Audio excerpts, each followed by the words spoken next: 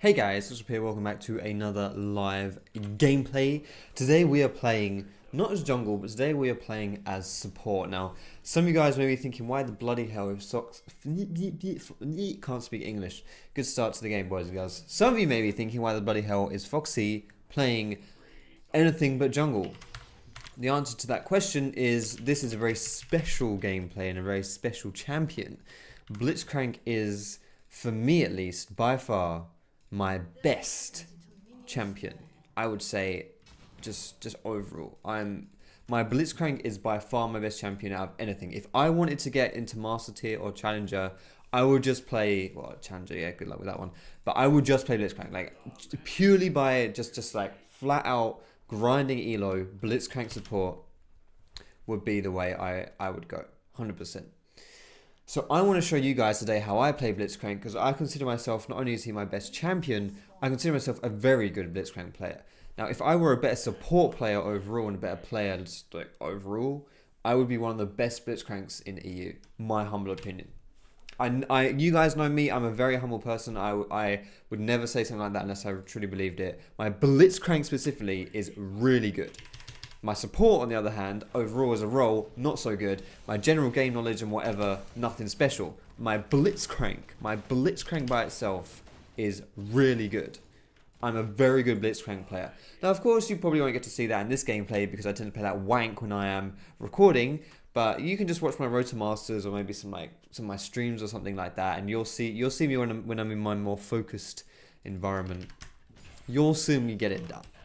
So, Blitzcrank is a champion who, in my opinion, you can pick into anyone as long as you're good enough with them. People like Karma, like this lane match up here, I don't really give a shit about.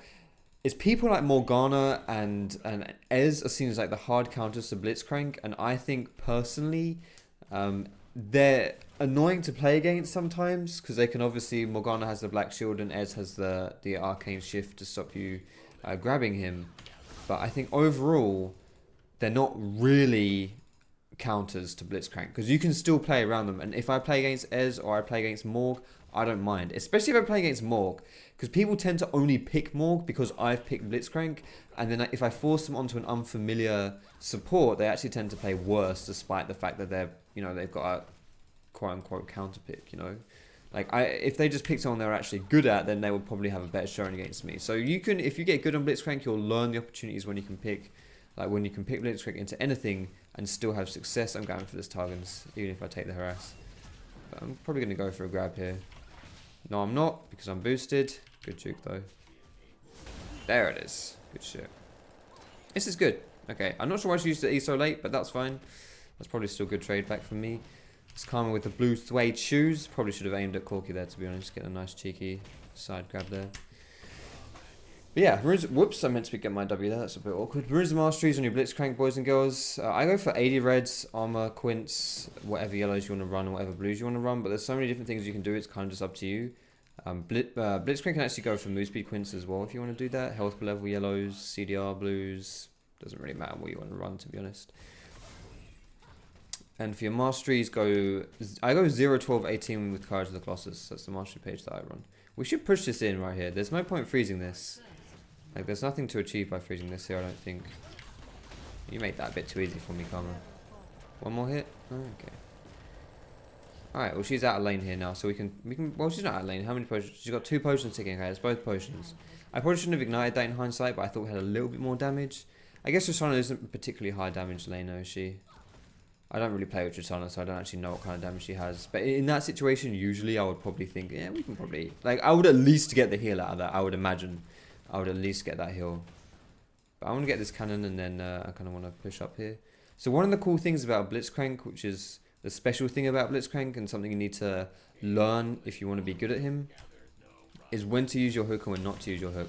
And also to appreciate and acknowledge that sometimes not using your hook is actually the best thing to do. Because you can zone people... Oh, you didn't want to jump into the tower there, Trist.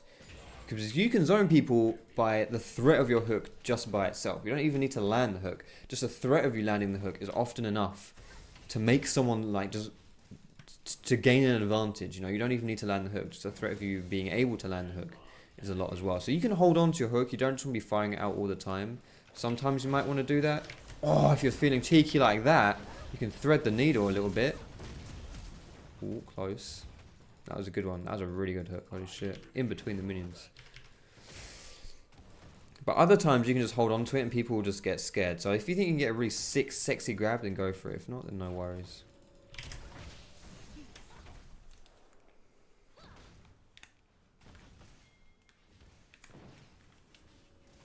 Oh my god, that was painful. I should have killed her then.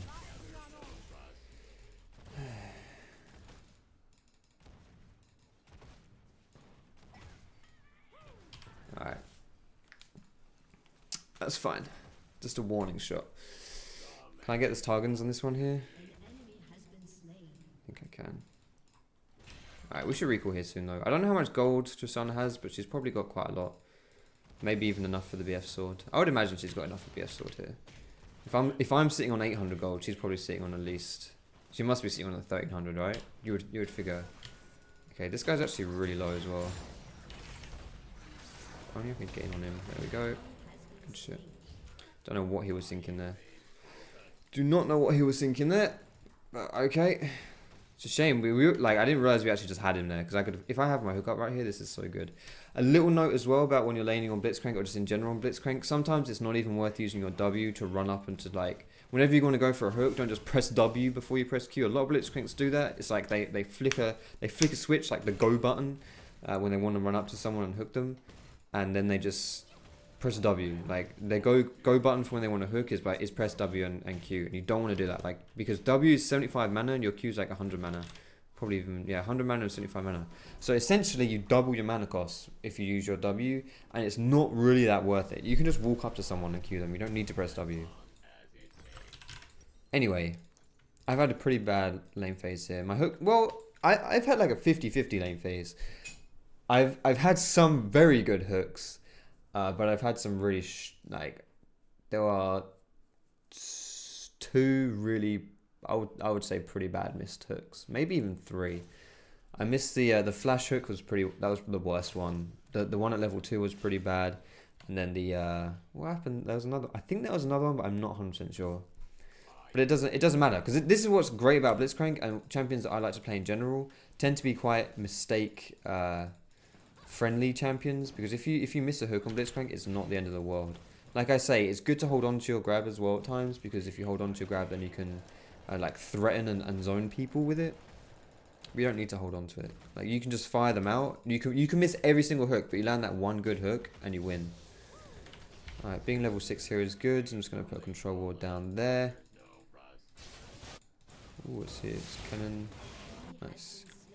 We should be able to do this. Now that we're both level 6, we definitely want to force this here. So now I am going to press W because I do need the move speed here.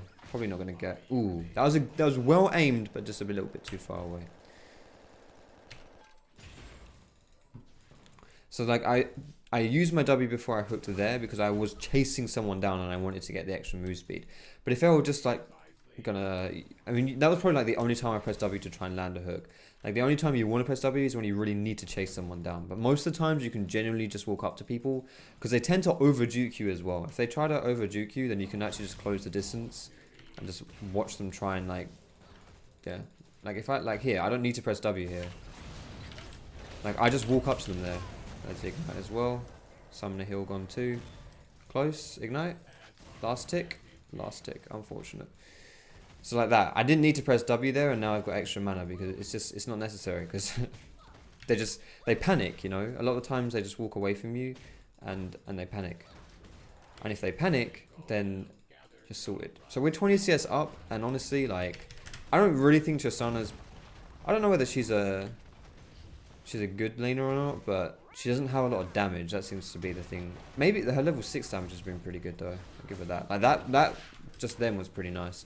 Like that was a summon heal plus the Karma Mantra shield, and she still survived on 10 health after the Corgi heal.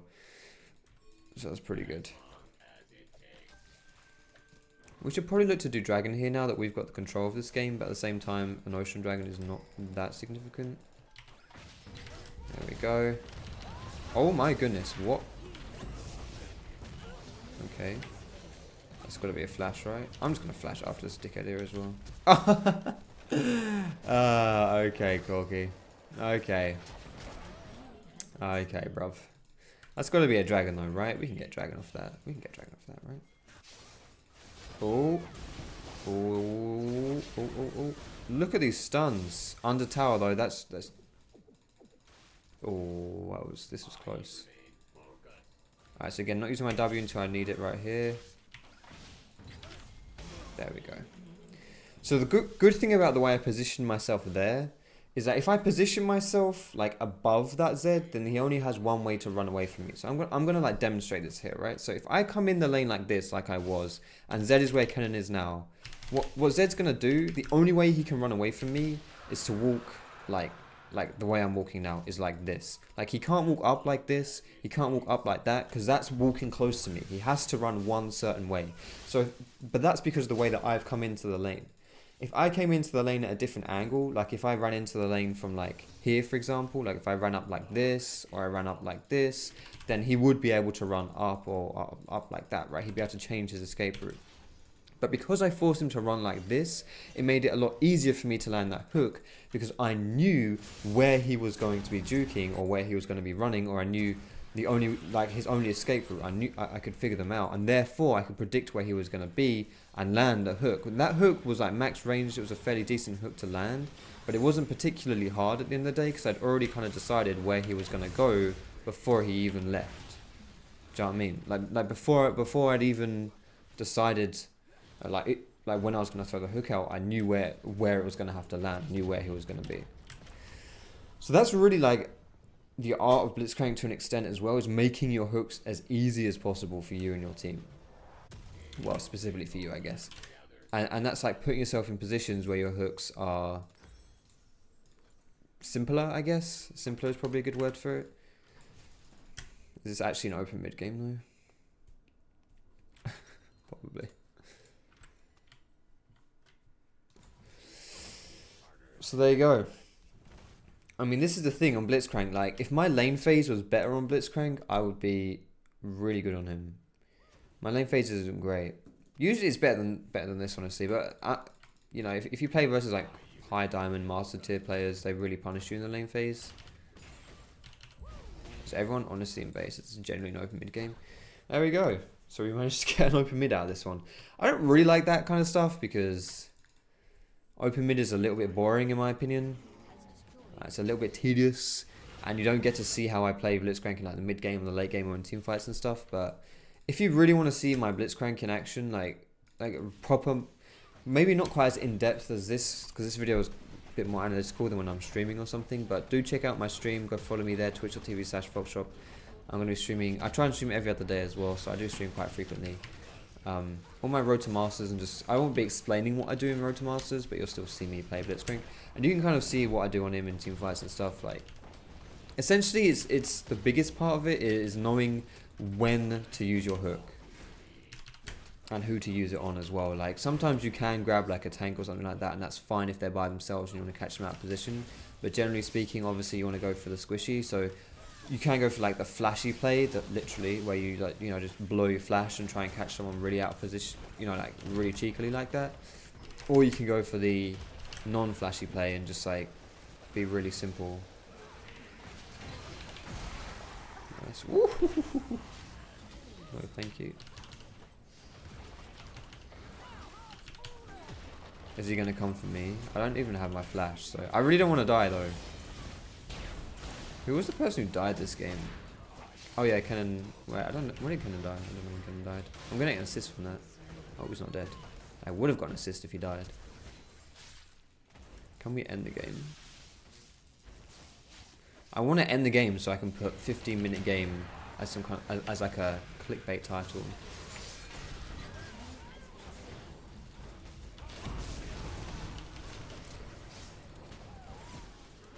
Come on, boys. We have a minute left to finish the game, so I can proper clickbait this title. Look at the Disco Nexus right there as well.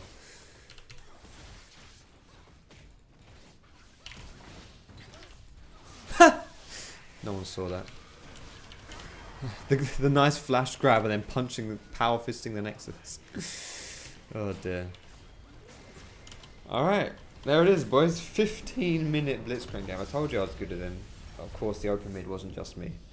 But there it is. Anyway, I hope you guys enjoyed this gameplay. If you did, cheeky thumbs up. You can subscribe to me for more League of Legends content. Probably slightly longer gameplays than that one, but either way. Thanks a lot for watching, guys. Have a great evening, night, day, whatever it is where you're from. And I will see you. Oh, yeah, and goodbye from Shad as well. He's sleeping on the floor next to me. And I will see you in my next